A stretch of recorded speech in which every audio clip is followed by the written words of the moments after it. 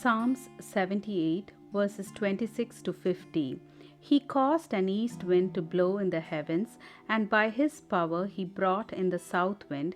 He also rained meat on them like the dust, feathered fowl like the sand of the seas, and he let them fall in the midst of their camp, all around their dwellings. So they ate and were well filled. For he gave them their own desire. They were not deprived of their craving, but while their food was still in their mouths, the wrath of God came against them, and slew the stoutest of them, and struck down the choice men of Israel. In spite of this, they still sinned and did not believe in his wondrous works.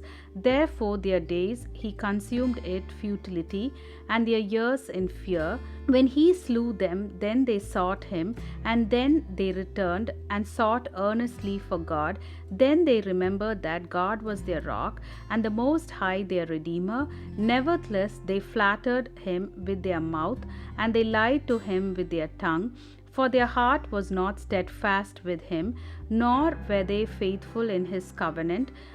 But he, full of compassion, forgave their iniquity, and did not destroy them. Yes, many a time he turned his anger away, and did not stir up all his wrath. For he remembered that they were but flesh, a breath that passes away and does not come again. How often they provoked him in the wilderness, and grieved him in the desert.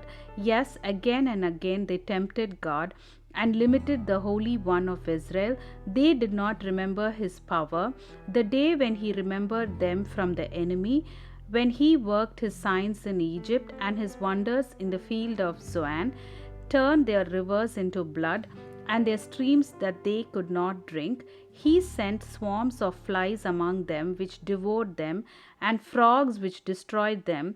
He also gave their crops to the caterpillar, and their labor to the locust. He destroyed their vines with hail, and their sycamore trees with frost. He also gave up their cattle to the hail, and their flocks to fiery lightning.